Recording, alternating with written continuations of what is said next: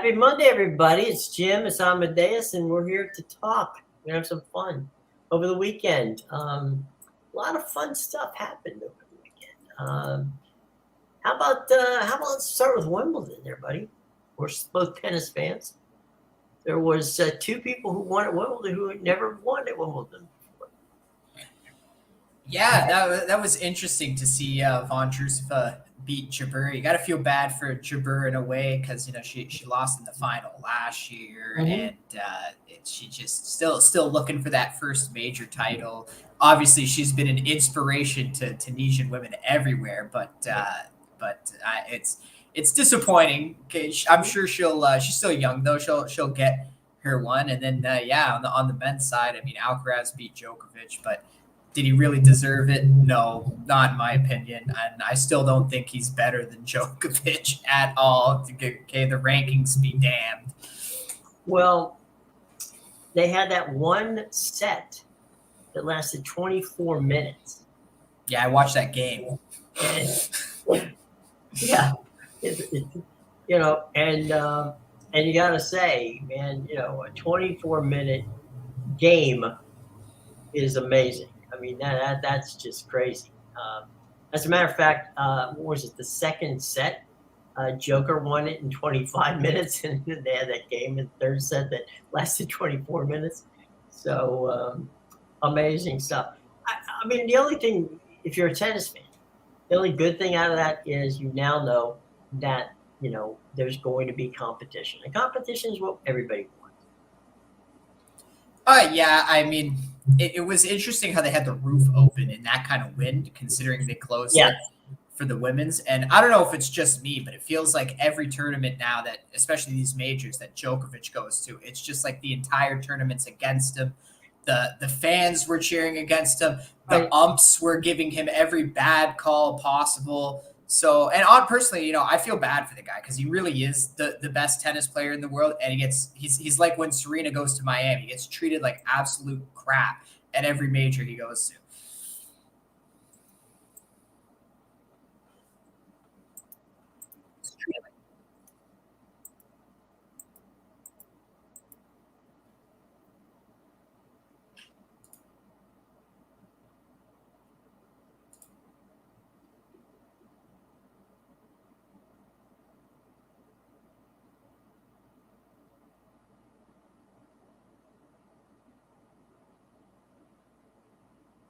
You still there, Jim?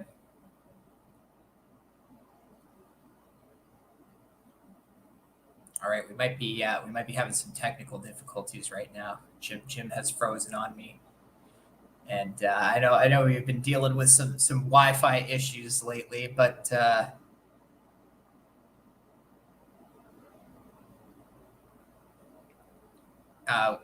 let's see. We got Bill in the comments here. Bill talking some baseball, eh? Miami plus 150 tomorrow. Inter Miami. Let me check. Is this in the? Let us see here. I thought they were at their All-Star break right now. The MLS. Who does Inter Miami play tomorrow, Bill?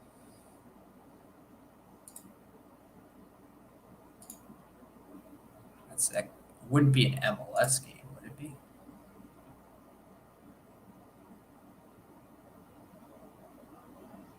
All right, you hear me now?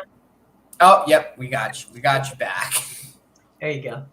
I was just answering Bill's question. He means Messi's first game. So you're talking about when they come back from the All-Star, or I guess the League Cup break. It would be he's talking about. I'm just trying to find the MLS. Yeah, Messi was introduced to the Miami fan base yesterday. Yeah, I saw that. Yeah. So in an epic show on on Apple TV, they made from now on it's all Messi all the time in MLS. He is not playing in the All-Star game, something I think we talked about earlier before. So anyway, at this point in time, Messi is my guess. I think I heard that August the 9th was the was the date that he was going to open for Inter Miami? August, is that the day? Okay, so then that's got to be in a League Cup match because Yeah, that was. the, Yeah, he said Bill said he thinks it's Friday. the MLS doesn't they don't play till August 20th. So Right, wait a minute. I can't even find lines on the MLS right now. My understanding, Bill, is that he's going to play in one of the cup games, and Okay, it's so going to be in League Cup. Miami, and it's going to be against one of the Mexican teams. Oh, they play Leon, don't they? They do. Well, I what think it's whatever at home. It's some games had one of the home games in the cup. I'm trying. There You it still is. there? Yeah. Sorry, I was looking for the Leagues Cup. I see the game he's talking about. It's on Friday, the 21st. So it is this Friday. They're playing Cruz Azul plus 105 is what I got here. Okay. Sorry about that, Bill. Yeah, this is the Leagues Cup, not the MLS. This is like it's a new competition, Bill. This is like their version of how the Premier League has two cups and pretty much all the big European leagues have two cups. Well, they had the US Open Cup and now they have the Leagues Cup. So this is their second cup competition that they're trying out. It could be. He's in town. It's going to be interesting because they also just announced the big announcement over the weekend was the signing of Sergio Busquets joining Messi at Inter Miami, and I actually wrote a whole article about how they were both going to go to Saudi Arabia.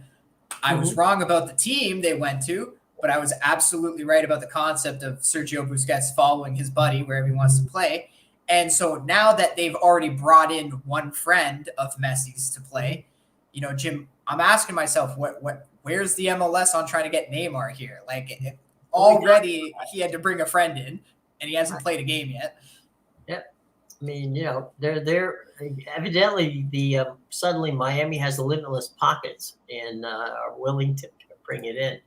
Yeah, and then over there in Europe, you got two teams fighting to get rid of Neymar, and literally it's like, no, you take him, I'll pay the salary. No, you take him, and I'll pay the salary. And Miami will take him and take money from both clubs. So there's that. Yeah, I mean it's a bit weird when you've got a guy of Neymar's talent that nobody wants anymore. But Miami, I think Bill, I thought it could be. I mean, the guy's in town, put a jersey on him, put him out on the pit.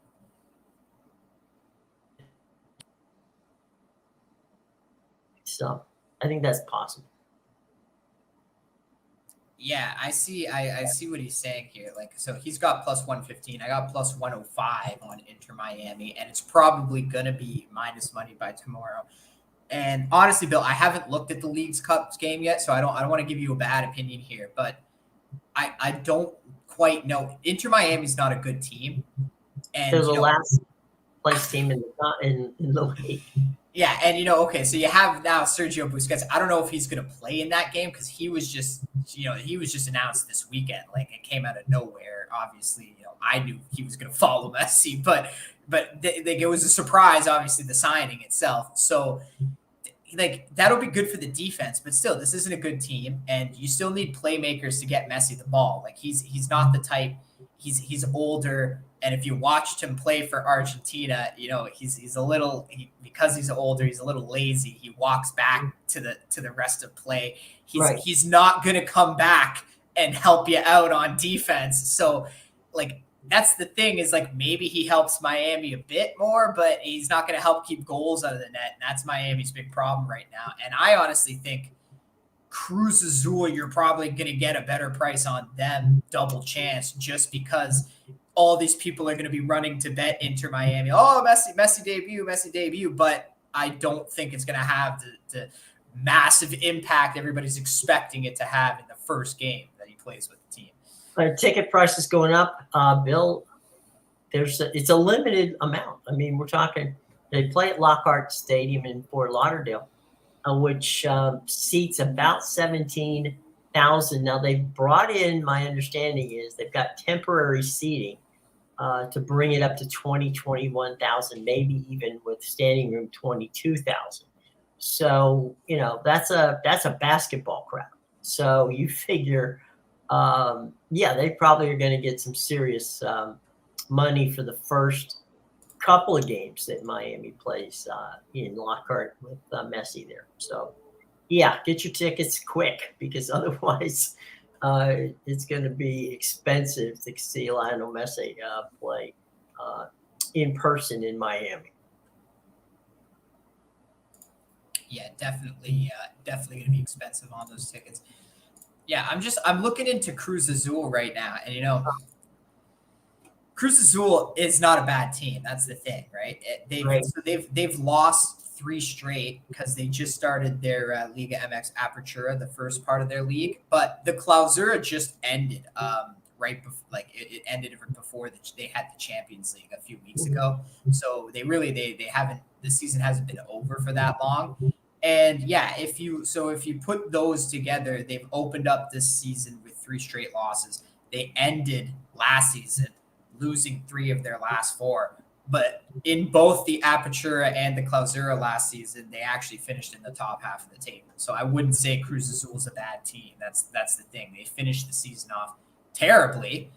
I'd have to say the value is probably with Cruz Azul, especially because you're getting them double chance, right? So if you take Miami, you're hoping they win the game, and they don't win a lot of games. And even though they're going to be at home here, it's interesting for them as a team because, like I said, Messi's not going to just have this massive impact right away. And if they can't keep Cruz Azul out of the net, then that's going to be a problem. There's also the issue of, both teams could struggle to score here. And yeah, maybe Inter Miami advances, but if they do it in penalty kicks, then that's not going to help anybody that takes Inter Miami at this price. No, the thing too about an impact. He's past his prime, but since both Amadeus and I become general managers of every team in professional sports, we've decided that it's surrounding cast, right? If you can surround Messi with people who can get the ball to him, he's still capable of dazzling folks, and certainly capable of dazzling some of the defensive players in the MLS. So there'll be guys running down there probably for nothing else but to get him to sign their jerseys. I mean, it's going to be crazy. But yeah, and look, I'm not saying he's bad. That's not what I'm saying, and I'm not saying he's not going to make an impact. He's going to improve the team because he'll help the players around him play better. But you're throwing him into one of the worst teams in the league. And I just want you to imagine the scenario of what if Messi went to Everton or Nottingham Forest? Do you think they would automatically be a top 5 team in the Premier League? No, because he's not going to have that kind of impact. You still need the players around him to get him the ball. He needs someone to feed him. I'm just saying, I watched him during the World Cup. He walks back to the play. I'm telling you what's going to happen. He will not be helping out on defense. It's the onus is going to be on the midfield of Inter Miami to get him the ball. And if they can't get him the ball, then having him there is going to make absolutely 0 difference to the team. Okay. And obviously it will get better over time, but we're talking about the first match as well. You're not just going to throw him in there with guys he's never played with before and expect them to be the Tom Brady to his, Right. Well, even Tom Brady got to pick his lineup. So that's not the case. And as you say, Messi's brought some of his pals in. No doubt, the reason he's done it is to help him look better. So yeah, I mean, you're going to do that. And right now, other than Messi, Miami, is standing there with "Hello, my name is" tags so that they can say hello who the guy is. But he likely isn't going to practice for more than 1 or 2 times. Let's say the conspiracy theorists might think it could be fixed for Inter Miami. It's funny. I almost said that a couple of minutes ago that, the first game, his first game against Club Azul might be a win simply because they need Messi to win. But I'm not sure that the Mexican side is going to buy on that. So we'll have You to know, see. it's a good point to make because obviously you're introducing this new Leagues Cup tournament. You don't want your star Messi out in the first round. Right. But like I said, this could go to penalties. This could go past the 90 minutes. You're not going to win with the bet in the 90 minutes. Okay, but to your point there, right? Here's the drama. Okay, let's build the drama for you. You go ahead, you get the draw, right? It's 0-0. You go to penalty kicks, and Messi wins the game on his penalty kick. And that's the thing. See, like when you get to penalties, they say like, Right. oh, it's just chance, but it's easy to fix a game in penalties because the VAR could review and say, oh, goalie jumped off his line. Right. Retake the penalty.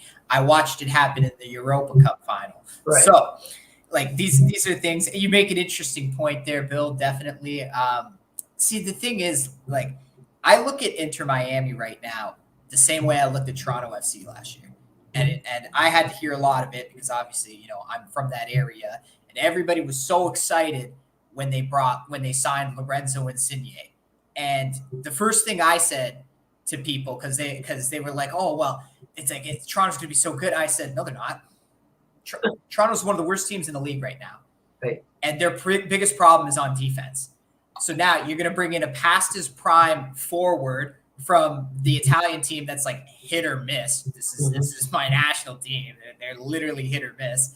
And so now you're going to bring in this piece to help your offense, but it doesn't fix the defense. And Toronto FC is one of the worst teams in the league this year. So that totally held true. Exactly what I thought. Lorenzo Insigne, bringing him in has not helped the team whatsoever. Obviously, Messi's a much better player. And I'm not saying he's not going to help Miami, but don't expect changes right away. Miami's probably going to finish the season still as one of the worst teams in the MLS. And then maybe they'll start to get better next year once Messi has played half a season with the team, Right. knows what's good on the team, what's not, and then maybe he goes to the management and say, we need to fix the midfield here. We need to bring in some players. You guys are junk. That's going to happen, right? That in the off season they'll tinker and do whatever necessary to make it work, and at the same time, the rest of the league's got to pick up their pace and pick up. You're not going to pick up a Messi, but you're going to pick up some of these superstars that no longer want to, toil for their sides over in Europe. They can come over here and play, and you talk about the Italian teams. I can see an Italian team player, in Montreal or Toronto or or some of the even New York, perhaps New England for sure. Some Irish players in England. I mean, in New England would be cool. So I can see you getting stars that fit the ethnicity and the abilities of these teams in areas where they can draw a crowd and also elevate the value of the MLS. Yeah, definitely. Definitely. And see, the other thing is, these Mexican sides, Mm-hmm. they're definitely no pushovers. They play with a lot of pride because they still view their league as, we're better than the MLS. Mm-hmm. And they're going to use this tournament to prove how much better than they are. Mm-hmm. And if you don't believe me, man, LAFC was like the slam dunk favorite to win Champions League this year. They dominated the competition.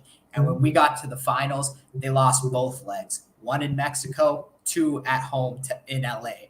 So now you're going to give me the worst team one of the worst teams in the MLS. Okay.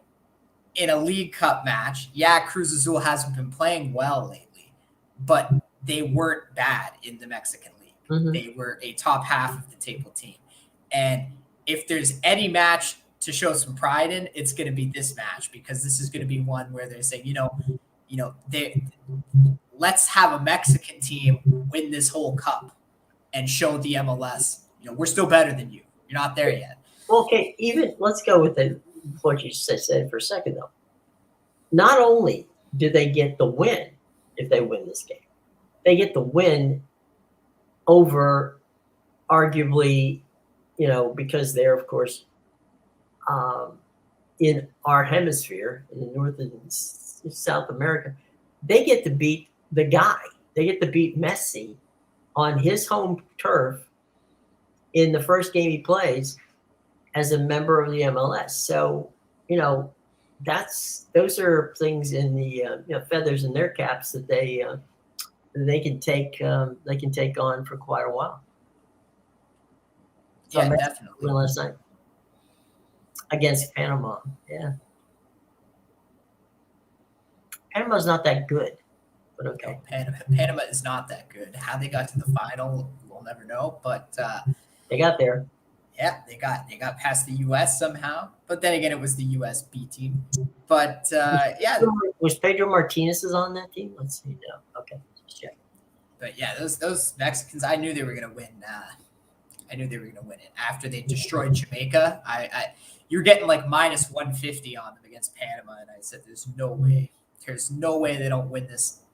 There's no way they don't not win this in the 90 minutes." In our little Wi-Fi hang up a couple of minutes ago, I don't know if you talked about it, but what's the line on that game, Miami and Cruz Azul this Friday? Yeah, so Bill was asking about it because he's got plus 115. I have plus 105, so it's likely going to be minus money soon. But again, like, that's part of the reason for that is because everybody's going to bet the Messi debut. The money's going to Miami.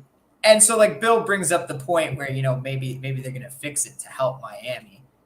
But you could also argue that point with, if a match is going to get fixed, that's because there's money involved and right. not because we need this guy to go deep into the tournament. Mm-hmm. And if people are going to lose their shirts because everybody's running to bet Miami doesn't win this match in the 90 minutes.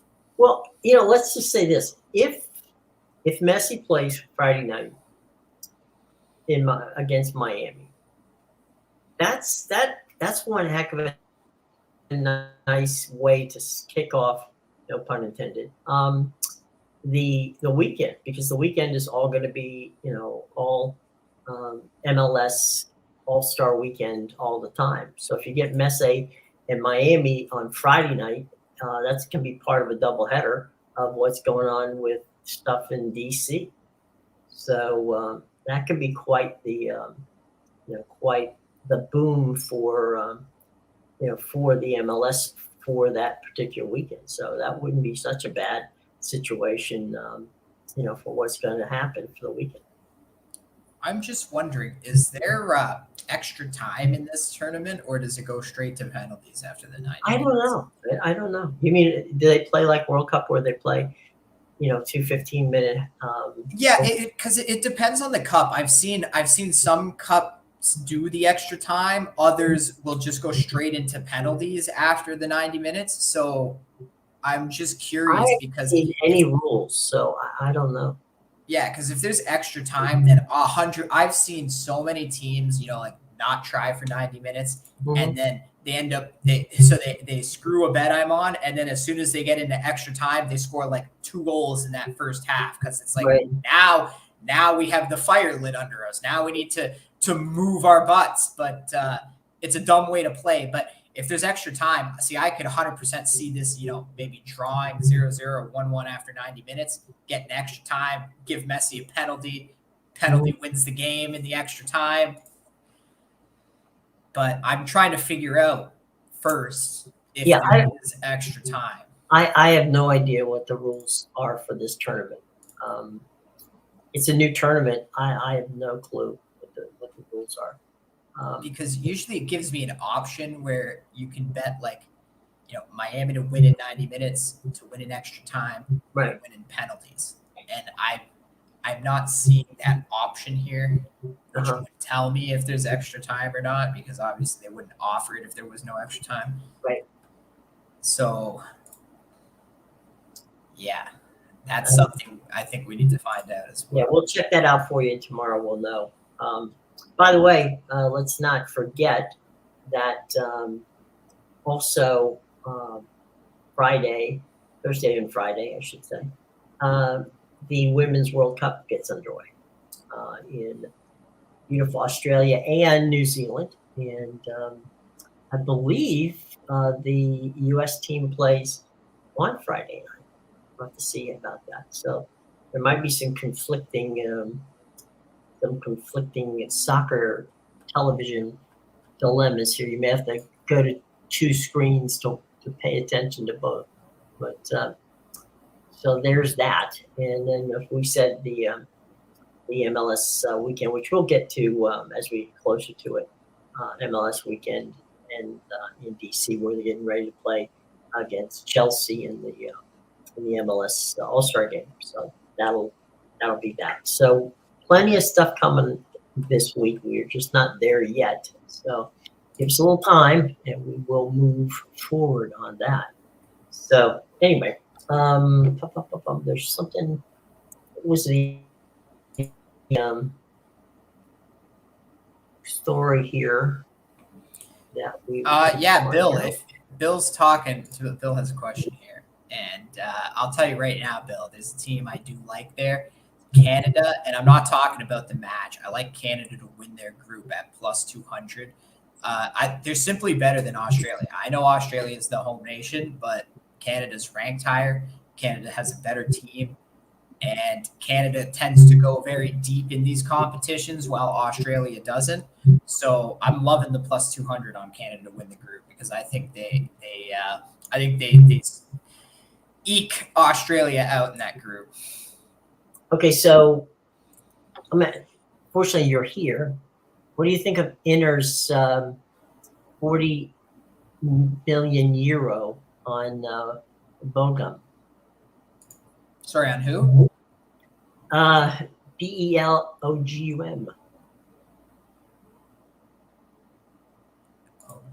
Oh, I see. Okay. I actually didn't see that.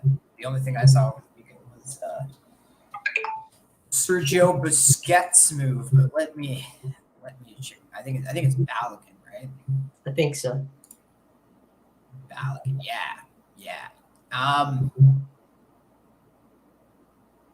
So they're using him to replace Lukaku, which is interesting because he's not a bad player.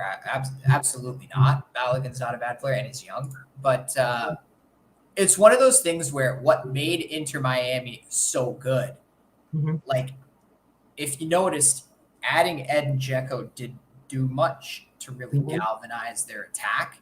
And it was more of a chemistry aspect between Lukaku and Lautaro Martinez. And as Lukaku has become more fit over the last few months, he's been playing a lot better.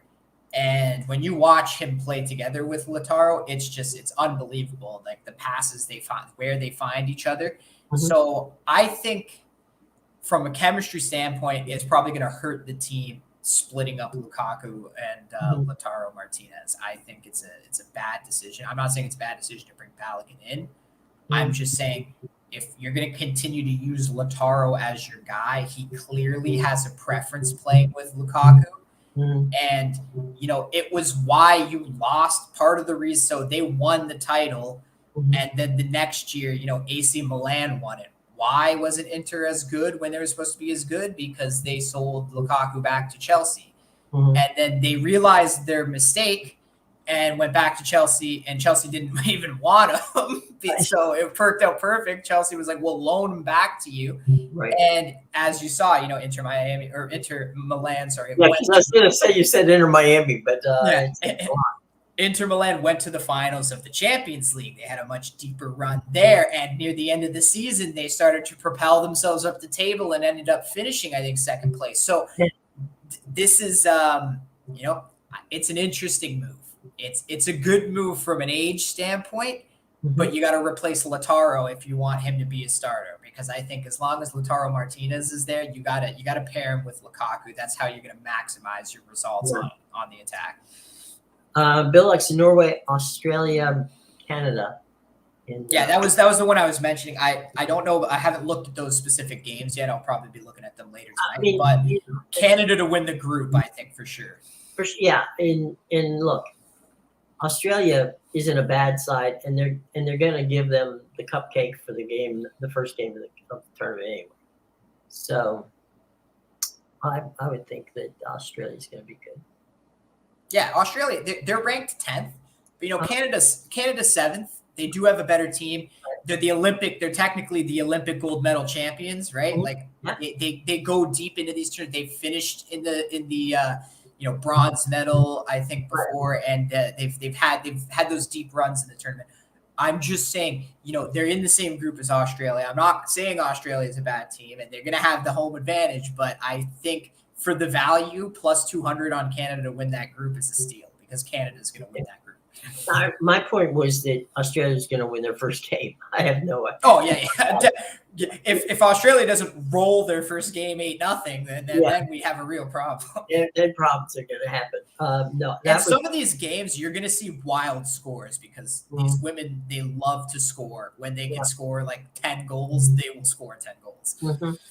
Oh, and they play that kind of style. I mean, it's like it's like an up tempo game. I mean, they just roll, and that's what makes it entertaining to me.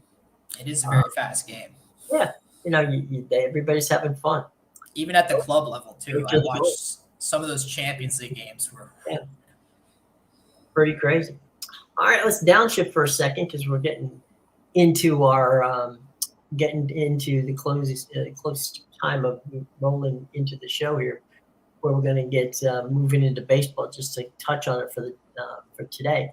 In the pre-show, we talked about the fact that without the Atlanta Braves having a 9.5 game lead over the Miami Marlins, every other division in baseball, the furthest anybody's ahead is 3 games, and the Rays and the Orioles in the AL East have played tremendous ball, both teams, and they're basically 1 game separates the 2 teams. The Dodgers are in town to face the Orioles tonight. Yesterday, the Rays lost to Kansas City in a game that was played in 1 hour and 49 minutes. Wow. Evidently, they had their cars double parked, because 1 hour and 49 minutes is like a 1965 Bob Gibson, Juan Marichal game. That's like a soccer match right there. Right, exactly. So with halftime included. Yeah. I don't know how you play an hour and 45-minute baseball game and get the commercials in. That's wild to break the 2-hour mark. Yeah. I mean, that pitch clock must have been down to like 2. It's funny. There were some statistics that came out over the weekend on the pitch clock and that whole situation there, and the average, the average pitchers are, evidently 78% of the pitchers like the clock. They don't have any problem with it. They think it helps.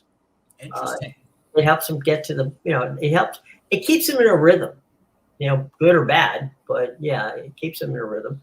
Because, sometimes when you have a pitch that you thought that should have been called a strike that isn't, you kind of mope around on the mound for a minute, lose your train of thought and lose your momentum. But, it can be an advantage, I guess, a disadvantage. But for most of them, they're saying yes. And the one thing that they don't like, which the runners like, is the pickoff, limit of throws to first base. So that's not something crazy. I agree. 2's a little. I would give them 3. Yeah, me too. 3. That's only fair. But yeah, having I think we're really getting close to where the races are going to be. And there was an interesting, a very interesting trade proposal that was put up the other day. All right, who we trading now, Jim? Get the um, notebook out. you got the notebook on. The Cardinals are not coming back. Okay, I don't think I saw the Cardinals over the weekend. Yeah. No way they're coming back. Okay, so San Diego, they're talking San Diego sending Xander Bogaerts to the Cardinals for Paul Goldschmidt. I wouldn't make that trade, but let's assume for the moment. And the reason behind this is that the average for the Padres, they are one of the worst defensive teams in baseball, which boggles the mind when you have $1 billion on your left side of the infield. Must be the right side must not be able to catch anything. But they are. And so statistically, you're thinking, how do we get better at this? They're giving away runs and they're not scoring enough to keep with them. So, what do? You just have to, go with what you can. And so the potential was, okay, they could get better if Paul Goldschmidt played first base. Well, that's true. I'm not arguing that point. Anybody's going to be better with Paul Goldschmidt at first base. But why would the Cardinals take Xander Bogart? Where would he play? He doesn't play first base. That's the thing, right? Like, does the trade make sense? No. But to the Padres, it does. Yeah, I was gonna say it's a great move for the Padres, absolutely, because it sounds like someone's listening to the show and said, "Let's bring in a veteran voice, maybe to guide our lineup here." Right. So clearly, the Padres are watching the show. Good to see. Nice to know. We diagnosed their problem, and now all of a sudden, someone's throwing out like, "Oh, maybe we do need to bring a veteran in." That's a Jim Bowden trade. Okay. Jim Bowden, when I used to work at the Washington Examiner, I would work with Jim sometimes on his story because he would write a story for the paper. And he was the general manager of the team at the time for the first year. And all I ever heard was Jim talking about trades. And the trade was never good for the other side. And you're like, they're not supposed to be. Well, you got to at least make it sound good, and it's like, she said, every time he's talking about trade, it made no sense. And so I felt kind of like you're getting PSD of Jim Bowden. And it was a Bowden trade. I'm going to trade, the Padres need a good defensive first baseman. So let's go get Paul Goldschmidt. Well, great. You're right. Paul Goldschmidt's a good first baseman, and he's going to help you. The only way that works, and I don't know Xander Bogaerts' contract at this point. I know that Goldschmidt is a heavy on. He's a weight right now. Okay. On St. Louis. I mean, he's got a big contract. So if you're willing to eat that contract, because that contract goes on for more years, that's what I'm saying. I don't know what Xander Bogaerts' contract is. I mean, that's the only way it gets done. It gets done if the Cardinals say, all right, look, we got Xander Bogart. He plays 3 to 4 different positions. Fine, we'll plug him in somewhere. And if they'll eat Goldschmidt's contract, well, then maybe that deal gets made. That's the only way I could see that deal coming off.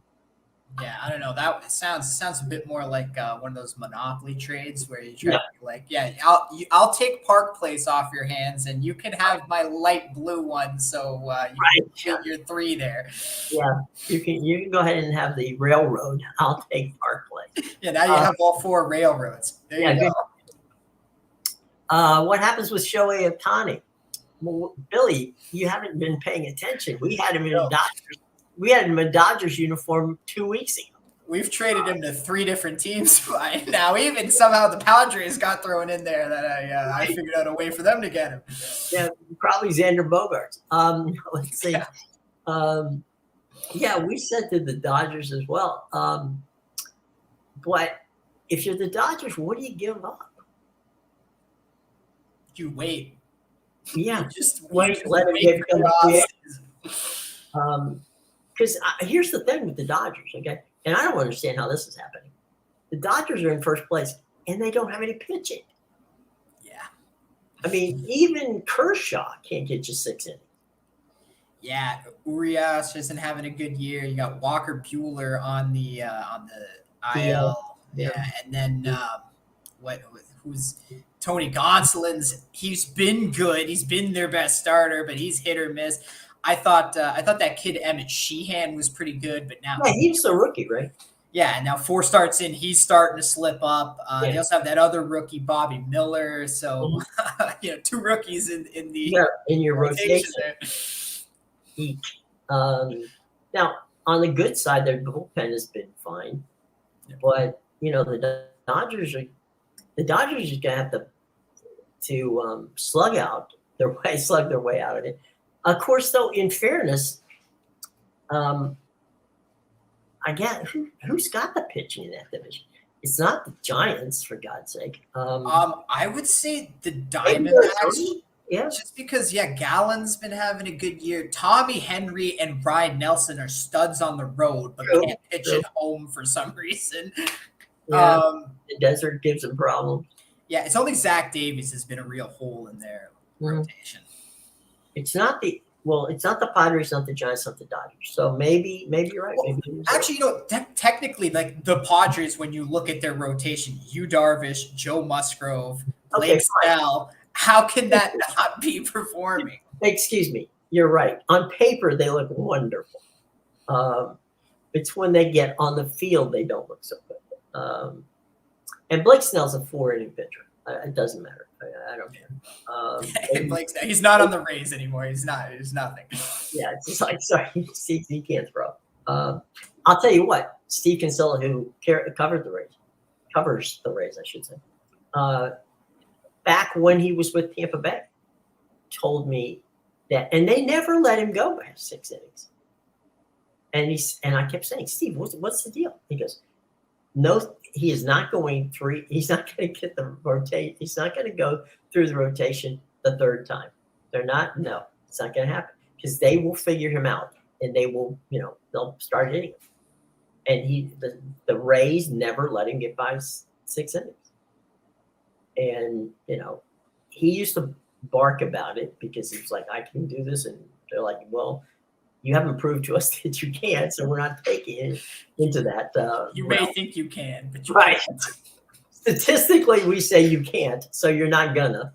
So, and that was back when Madden was managing the team. So, who knows? And now the Padres let him do whatever, and he's a 480 pitcher. So, who was right on that one? Yeah, I think we know that one. Joe Musgrove, he's one of those pitchers who the moment you would trade him, he'd win a Cy Young or something like that. I mean, but he just isn't performing. And Yu Darvish, I don't know what's going on. To be fair to Musgrove, like he was really good last year. Yeah. He missed the first half of the season this year. Injury. He's been 8-2 since coming back, and he does have like a 3 something year. Like I think it's 3.2 or something. Yeah. So he's been good. It's actually, to me, it's Yu Darvish that is the surprising one because he was a stud last year. He was great right before the season in the tournament they had, right, which Japan ended up winning. Yeah, and Japan won it. It was great in that, and it was like, I don't know, he just used his arm up for the season because he is also like a 480 pitcher this year. It's funny because they won the championship game was him. He started it and Ohtani closed, right? Yeah. That was not there you go. And he's been nothing but bad since the MLB season started. Ohtani's been good, but Yu Darvish has just been a disappointment. Maybe he used up all his good innings playing in the World Baseball Classic. I don't know. But it's been weird because, and if you look at Darvish's career, right? Darvish has had a good year, bad year, a good year, a bad year, good year, a bad year. He hasn't really put, a couple of years. Now he did when he first got here. That I'll cop to that. But since he started you know, team hopping. He has had a good year, like with the Cubs. Good year, the year they won the pennant and the World Series. Bad year when he came back. So I don't know. We'll have to see, but interesting stuff. But yeah, Billy, we had Otani to the to the Dodgers. The Dodgers. Who did we have? We had him to the Mariners, the Dodgers, the Giants, and we might have had him to the Padres. We had to the we said they'd have to sell Machado and Juan Soto Yeah, just to buy get Otani. him. Yeah. Do a little bit of both, a little bit of selling and buying at the deadline, because that's a super Padre move in my opinion. Right. Yeah.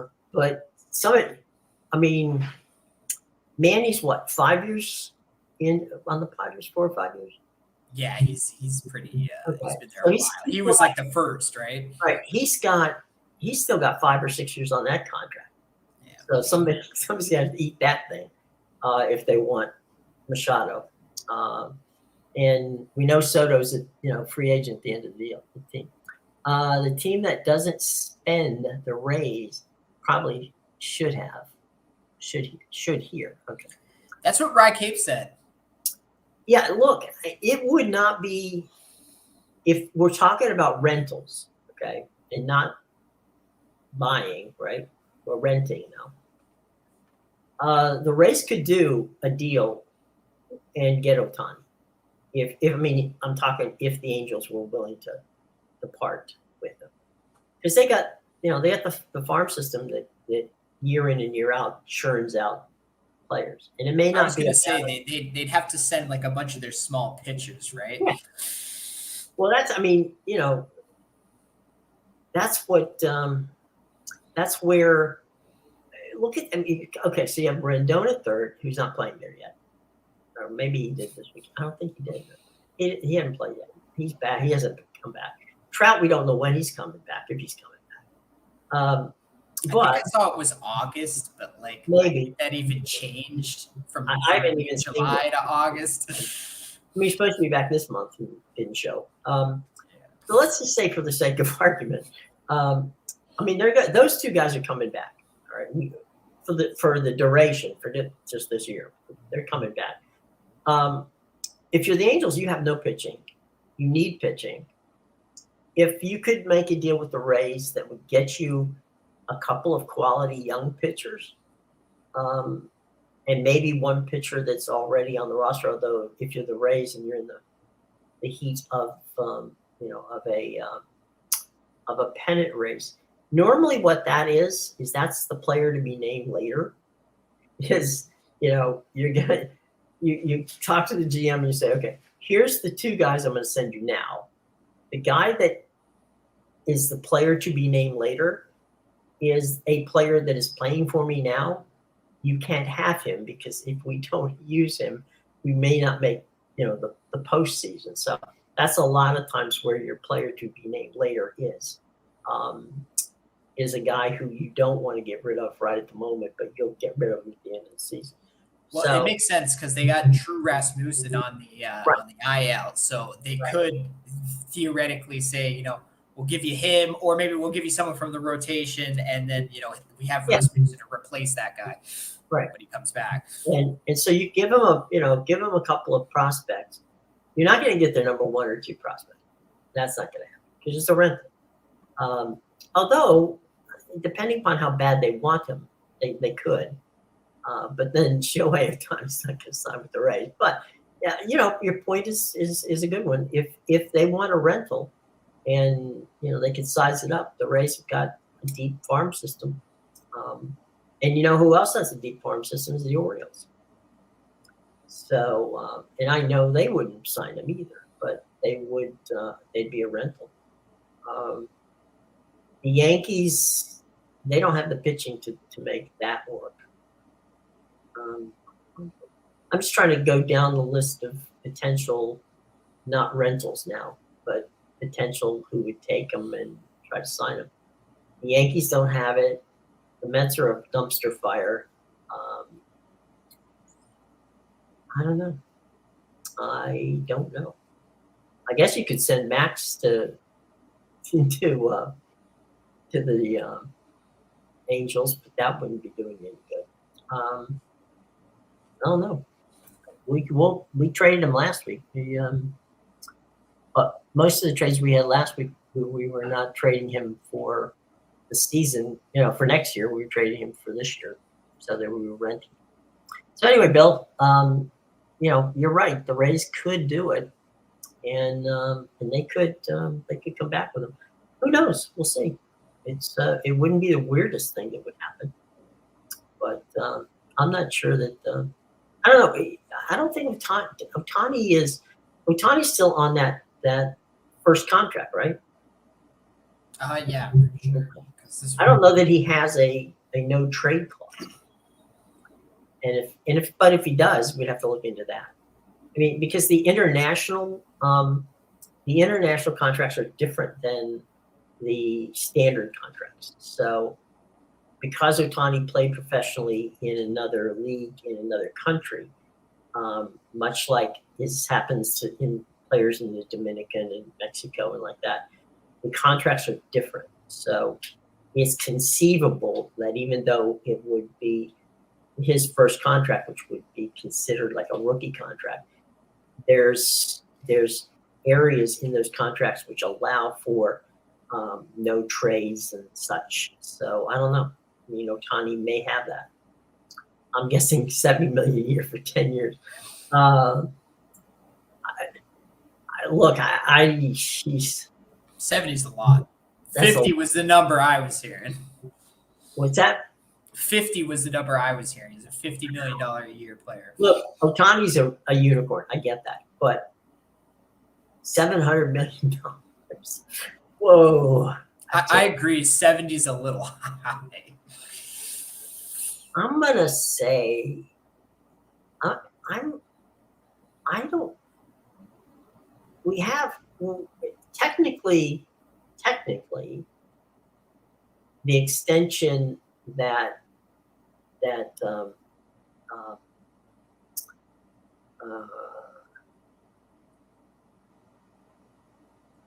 I'm trying to think the deal. Technically, the extension that was signed by Trout made him a $500 million contract.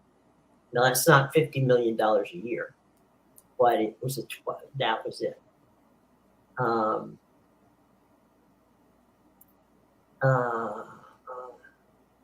I just think I don't see him going over. I don't see him getting to 500.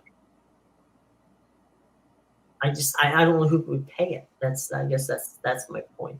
50 million was the number I was hearing what he's worth.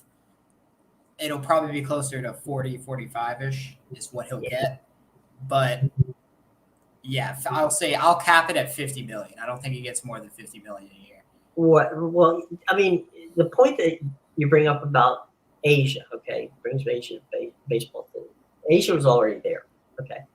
I'm sorry, baseball was already there. It's been there since World War II.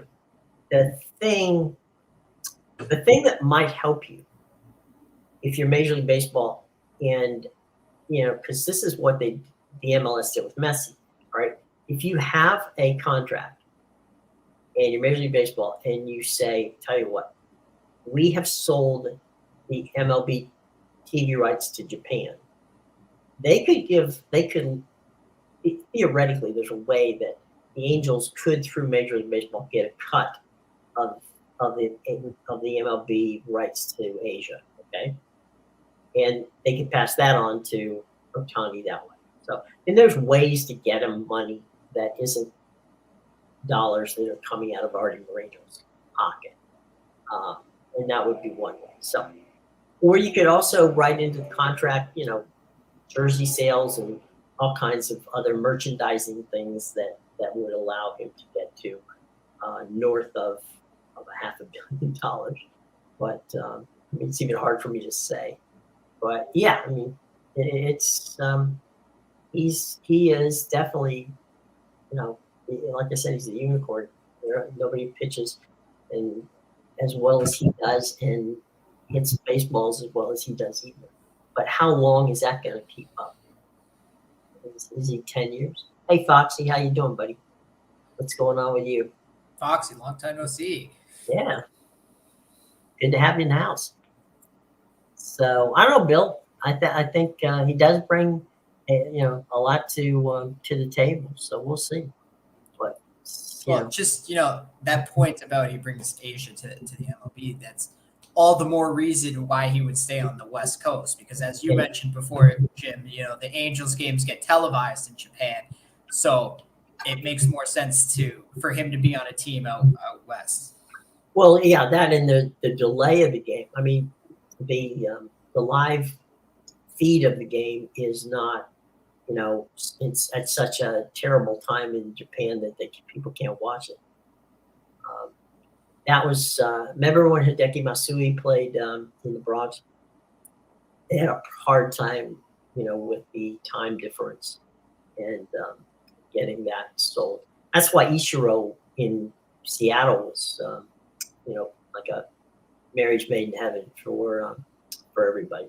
It all worked out in a timing standpoint. So I don't know. Maybe they'll get lucky and keep him on the West Coast. So we'll see how that plays out. Since we have him in the Dodgers, that wouldn't be a bad idea from that standpoint. So we'll see. Let's take a quick look at the baseball schedule tonight before we get to what's going on here. The Dodgers are at Camden Yard tonight. That's got to be a really good see if the Orioles can keep that streak running. The Dodgers had a good weekend in New York with the Mets. Cleveland is at Pittsburgh tonight. San Francisco is at Cincinnati, who can't seem to score. They went that entire weekend. Would they get 1 run or 2 runs off of Milwaukee's pitching? Just pretty pathetic. Okay. Yeah, they've been cold, starting to regress now. Yeah, Miami's going to St. Louis, where both of those teams. Luzardo's pitching for Miami tonight. Miles Mikolas on the hill for St. Louis. Watch that name, Mikolas. He's a guy who could get traded deadline. Washington, Gore, and Smiley tonight. Washington is in Chicago for the game. Tampa Bay is at Texas. McClanahan and Dunning on that one. Detroit, Kansas City, Manning and Lyles. Yankees are at the Angels. That's going to be Severino and Canning. Boston is at the Oakland A's. To be announced, one of our favorite pitchers of all of baseball will be starting for Boston. Blackburn is on the hill for Oakland. Minnesota at Seattle. That's Sonny Gray against Mr. Gilbert. And that's pretty much your baseball for tonight. So what you got going tonight over on the picks there, Mr. Amadeus? Yeah, you can get my premium plays at bigal.com and pickadvisor.com. I got 2 MLB for tonight. Nothing on the pitch. Not a great day for soccer, but I'll have some stuff up for tomorrow. And obviously, it's going to be a big week with the Women's World Cup and all the other things starting, the Leagues Cup and all that. So it's going to be interesting. There's also some Copa Sudamericana this week. The second legs are finishing up of the qualifying round. So. And then right after they get about a week off, and then August first week of August, they're right back into the round of 16 for Copa Libertadores and Sudamericana. So lots of soccer coming. Yeah, and of course we'll be knee deep in the Women's World Cup at that point too. So it'll be coming at you hard and fast. So yeah, and even the UEFA Champions League qualifiers have already started. Mm-hmm. So as we get more into August, we'll still be in qualifiers, but you'll start to see more of the known teams like the Malmos, and I know Ludogorets is already in it, but you'll start to get better matchups on those teams, maybe find some value in those games. So, yeah. Well, then we'll start getting those friends that have played here in the United States and also really begin the process of seeing how these, the teams are being shaped because the portal will be open and we'll be seeing how, teams are spending their money because they'll be, in the in the transaction stage. And then, August also means the beginning of professional football and a little, almost the beginning of college football. So it's not like and baseball doesn't go away. So things will be heating up, and we'll leave you with this. This past weekend was the WNBA All-Star game out in Las Vegas. And one of the things that Adam Silver was talking about with the NBA was going into more of a season-long type thing. And he was saying that they were going to begin the process of like an NBA version of Comic-Con, which don't ask me what he's going to do to get to do that, but okay, fair enough. They're looking at all possible revenue sources as the NBA, works up, and the possibility of playing some games in Europe during the season. So, we'll see how that goes. We know it works in the NFL, but they get a week tape, so I don't know how that's going to work in the. They've had preseason games in Europe before, but I don't know how a regular season game being played, say in London or Paris or Rome or wherever they may play it, will play out. But hey, that's we'll find out. I guess it'll keep us busy with the commish. All right, we've had a lot of fun. Look, Bill and Foxy and all the rest of you who have joined us this afternoon. It's been fun, and Amadeus and I'll be back here tomorrow, 2:00. Bring friends, tell everybody. Subscribe, hit the bell, and like us. We're likable people. So very simple. Just subscribe, hit the bell, and like us. Until tomorrow, guys, for Amadeus, I'm Jim. We are on our way out of here.